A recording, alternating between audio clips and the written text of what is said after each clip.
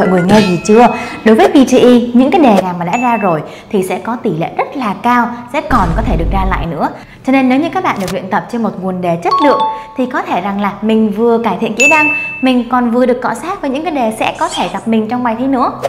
Và đội ngũ PTE Helper đã thu thập rất là nhiều những cái nguồn đề mà đã từng ra rất nhiều trong năm vừa rồi. Và trong video này cô sẽ gửi tới cho các bạn một bộ đề PTE rất hay ra của năm 2023 vừa rồi. Nhưng mà ở dưới description cô tặng cho các bạn 5 bộ đề cơ.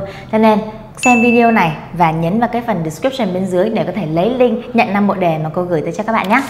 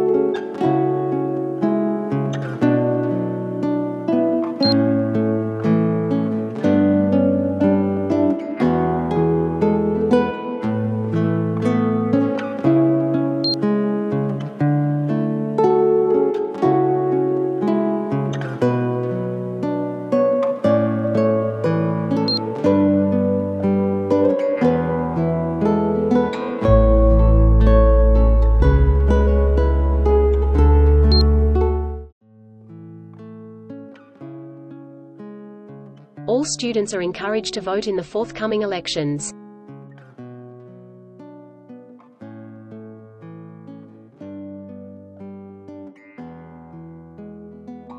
I thought the midterm exam was only worth half of our course grade.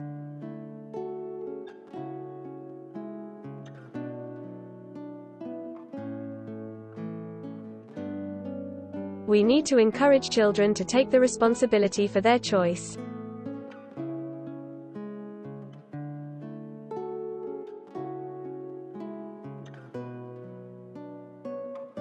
Advertisements have to appeal to people of different ages, socioeconomic groups, and sexes.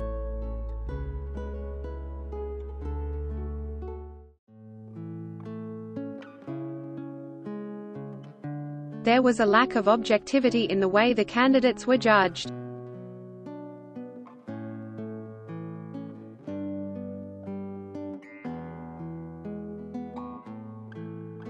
The wheelchair grade walk to Russell Falls is the most popular track in the park.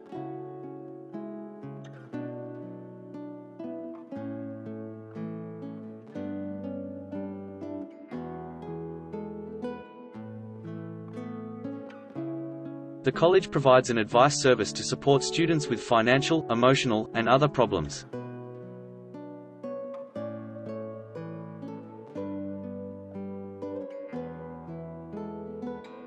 The new professor used to work in a World Bank.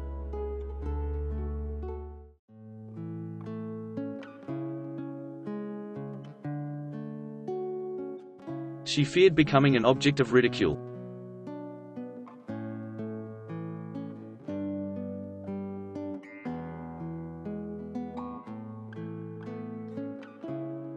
I didn't agree with all his arguments, but his presentation was good.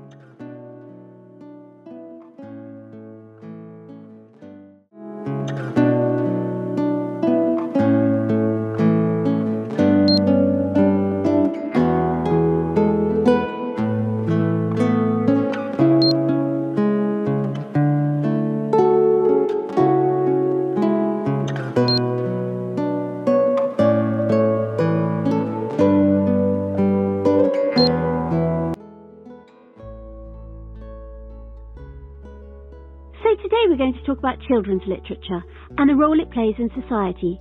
Throughout history, adults have used the power of stories to entertain and amuse their children. But stories are not used merely to entertain youngsters. They have a significant educational purpose. They serve to teach the moral values of their society. In sociological terms, stories are one of the means by which children are socialized. How does this work in practice? Well, it often makes use of heroes, the characters in the stories who the children will admire and want to be like. The heroes of children's stories, therefore, exemplify the qualities valued by that society. They will typically demonstrate courage in the face of difficulty, honesty, consideration for others, loyalty to their family and friends, a respect for work, and so on. You can see this happening from the fables of ancient societies, through fairy tales and folk tales, right up to modern-day children's stories. For example, the hard-working ant in Aesop's fable is shown to succeed, in comparison with the grasshopper, who spends the summer singing and has nothing to eat when winter comes. Similarly, it is Cinderella, the honest, hard-working sister, who wins the prince rather than her cruel, lazy stepsisters. However, there is still usually something to entertain children, even in the most morally instructive of stories.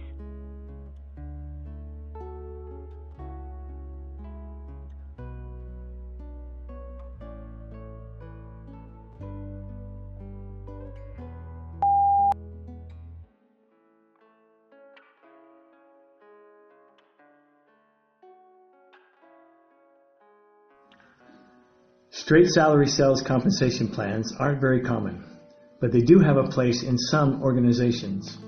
With this type of structure, you'd pay your salespeople a straight, albeit competitive salary, like all of your other employees, and nothing else.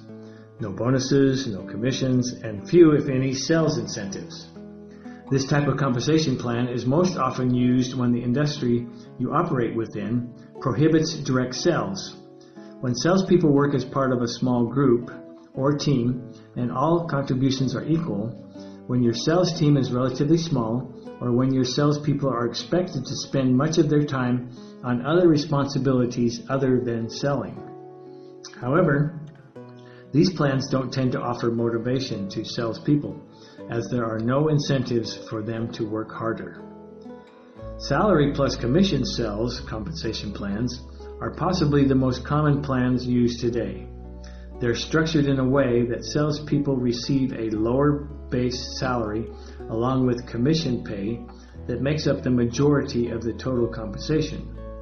Organizations use salary plus commission sales compensation plans when there are opportunities to support all salespeople on this structure and when there are proper metrics in place for tracking sales to ensure that the splits are fair and accurate. This type of plan is often the better choice as opposed to straight salary because it offers motivation to increased productivity and to achieve goals. It also offers more stability. Sales people will still get some type of pay even if they're in training. When sales are low during certain months or if market conditions get volatile. However, it can be more complex to administer. Commission-only sales compensation plans are exactly what they sound like. You pay your salespeople for the sales they bring in and nothing else. There is no guarantee of income. These types of plans are easier to administer than salary plus commission and provide better value for your money, paid as they are based solely on sales achieved. They also tend to attract fewer candidates, but do attract the most top-performing and hardest-working sales professionals who know they can make a good income because they know how to sell. On the other hand, though, they can create aggression within your sales team and low income security, which can lead to high turnover rate and sales rep burnout from stress.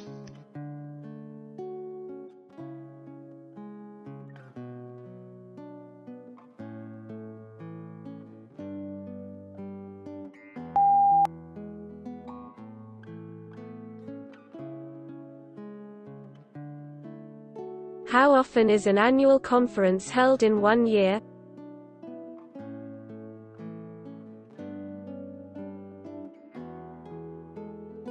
What do we describe an event which happens once every year?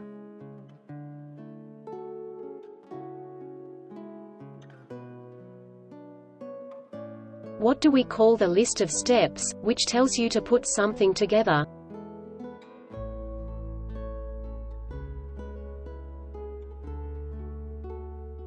If knees are located in your legs, where are elbows located?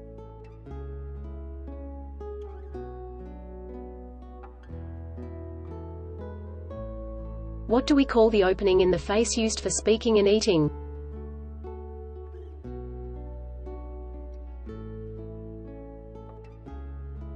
What do guitars and violins have in common?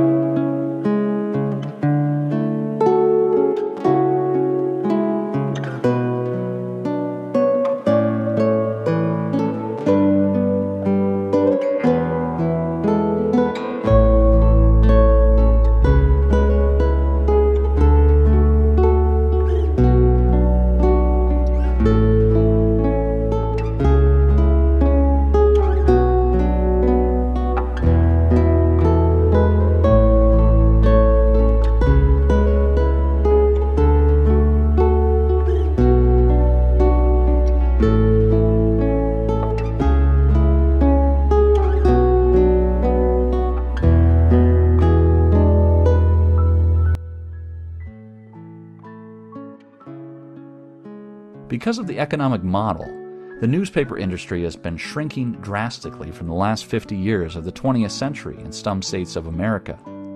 Also, as the economic model changed, newspapers increased the cash flow.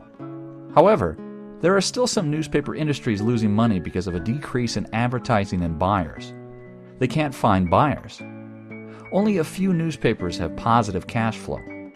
Over 100 newspapers with cash flow in red have had no money to publish the newspaper every day.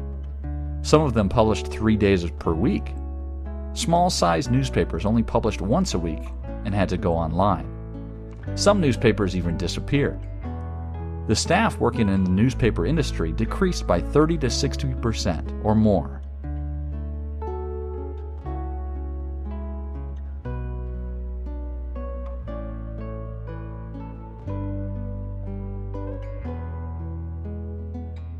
A sea breeze is an onshore breeze which develops around the coastlines of sea and even large lakes on warm days. In mid-latitudes, it commonly occurs during the spring and summer. This is when there is a large temperature difference between the sea and adjacent land areas. A sea breeze is a thermally driven circulation, forming due to the fact that the land heats up more quickly than the sea. Water has a higher specific heat capacity and so requires more energy to raise the temperature. As the sun radiates energy at more or less a constant rate, it will take longer for the water to heat up. This means that peak sea surface temperatures aren't reached until early autumn. This differential heating of adjacent land and sea surfaces is the main factor in the formation of sea breezes. A temperature difference of around 3 degrees Celsius is required for sea breeze to start to develop. Other factors that are required for sea breezes to form are light offshore winds at around 3,000 feet. This aids the higher level flow out to sea to get the process started.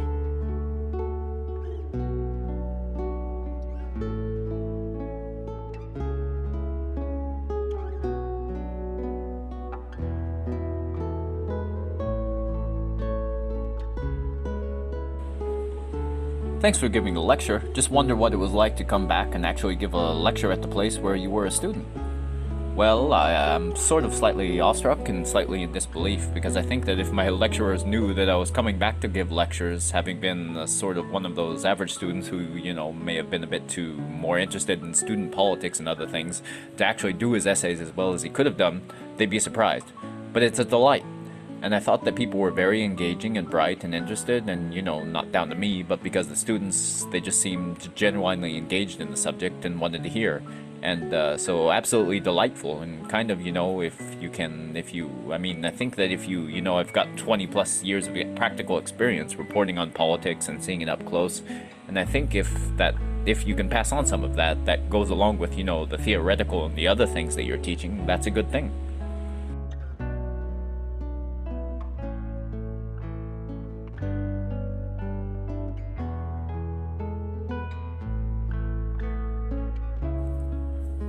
We're talking about the exploration of the solar system and technologies associated with that.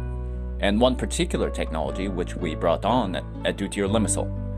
So the solar system is a big place, that almost all the things in it are more or less the same shape, as you'll notice. They're a long way apart. To travel there is very difficult. We haven't been there for a long time.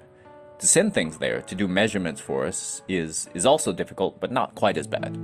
And that's the sort of thing that we're engaged in the exploration of the solar system with remote instrumentation. Of course, to do this sort of thing, you need spacecraft. This is Cassini, a spacecraft currently orbiting Saturn. We've got a bit on board. I can't really point it out to you, but there's an image assess instrument on board at the moment, open setting. We've got other instruments orbiting Venus and Mars at the moment. So we get around the solar system as best we can. These bits of kit though are not inexpensive. I have to say that's the top end of the spectrum, but that's $3 billion worth of kit. So we have to play the long game here. What we call the development of technology is a long game, the type that can take 15, 20 years from concept to actual deployment, because it is an enormously competitive era and you can't afford to waste large sums of money like this.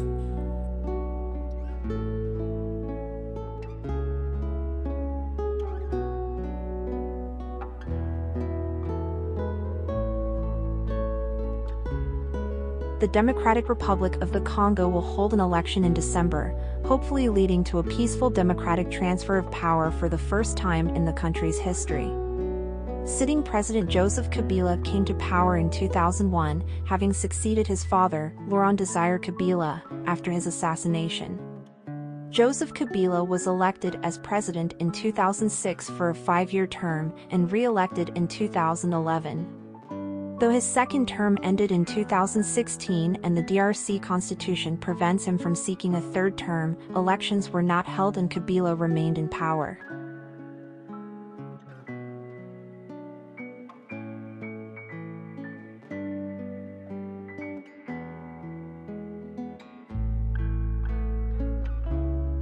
So a virus is something that you can't see by normal light microscopy. You need very advanced techniques of electron microscopy to see it, but that virus is not able to reproduce itself without a host. And us as human beings are made up of lots of different cell types. And we are interested in understanding at the molecular level how that virus infects the liver. And why does this infect the liver and it doesn't infect the heart or it doesn't infect other tissues?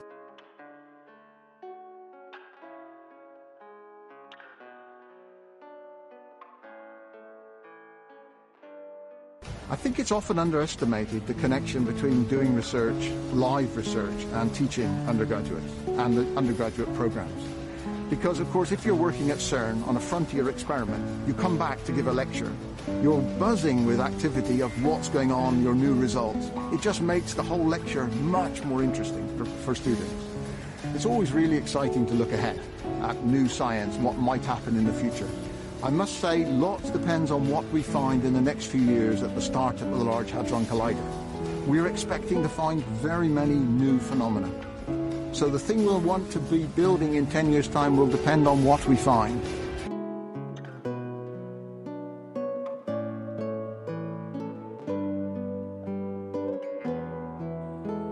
We have, in the form of our aircraft, very high-value assets.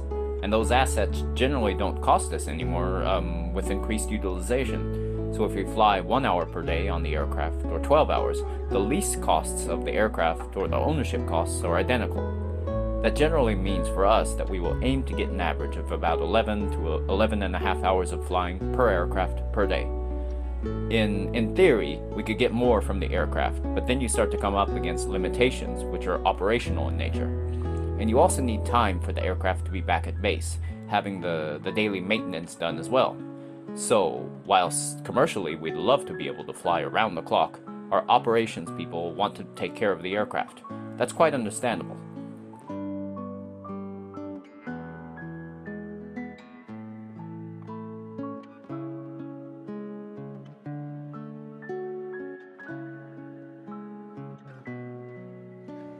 Now theory has a very complicated etymological history that I won't trouble you with. The trouble with the etymology of theory and the way in which the word has been used traditionally is that sometimes it actually means practice. And then at other historical periods it means something very different from practice, something typically from which practice is derived. Well, that's the sense of theory that I like to work with.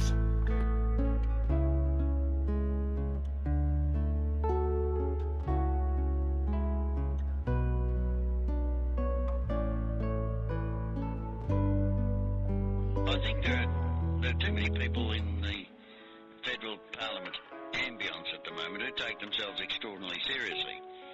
And that's not just politicians. It's a lot of the staff of politicians. The ministerial advisor thing has grown out of proportion, out of all proportion. And you get these, you see them at election times, all strutting around in Hugo Boss suits, talking on mobiles.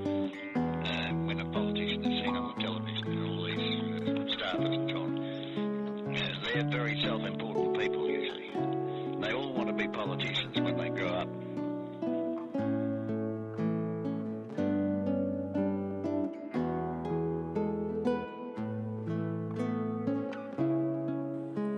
Now, I have to admit that I'm prejudiced in favor of democracy.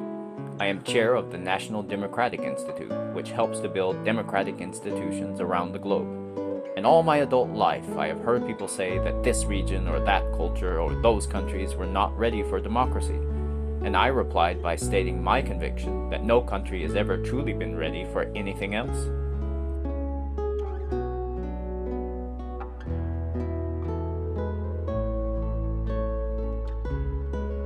In the end, we will remember not the words of our enemies, but the silence of our friends. As a teacher, I've internalized this message. Every day all around us, we see the consequences of silence manifest themselves in the form of discrimination, violence, genocide, and war. In the classroom, I challenge my students to explore the silences in their own lives through poetry. We work together to fill those spaces, to recognize them, to name them, to understand that they don't have to be sources of shame. In an effort to create a culture within my classroom where students feel safe sharing the intimacies of their own silences, I have 4 core principles posted on the board that sits in the front of my class, which every student signs at the beginning of the year. Read critically, write consciously, speak clearly, tell.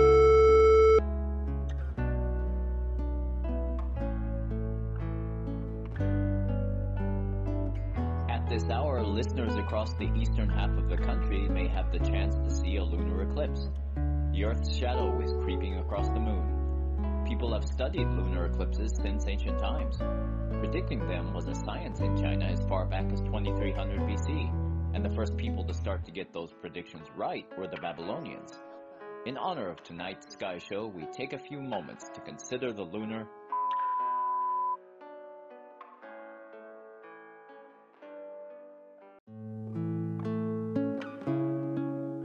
Hey, how's it going? Good. Need any help? Yeah. I was in maybe a month ago. I bought a hat. It's a black hat with red letters. It said PDX on the front of it. I don't see it anywhere around here. Do you still have those? No, I don't think so. Do you see where the shirts are? Over there in the back right corner? The hats are just between them and the shelf, a little bit further around the corner, but that hat doesn't sound familiar. Have a look, though. It might be there. Oh, okay. Well, I'll take a look. Thanks.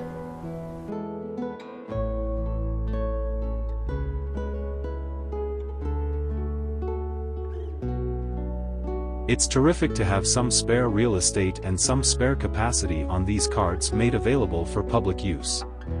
But I'd like a more sophisticated vision that says this isn't just an extra 20 kilobytes of memory that I can play with.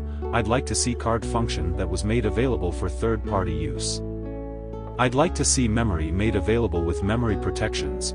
I'd like protected memory that could be used to hold health identifiers and personal credentials. I'd like to see this technology used for electronic voting and electronic census collection, by using the spare capacity in the card.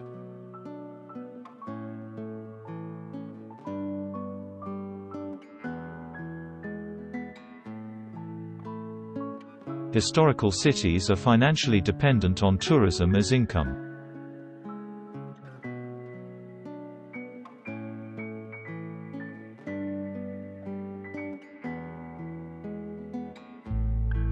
You will find an academic pathway suitable for you here.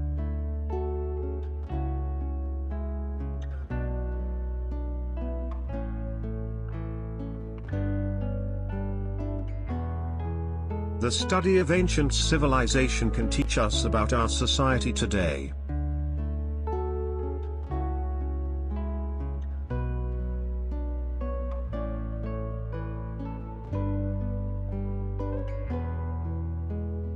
This occupation requires a good demand of Spanish and French.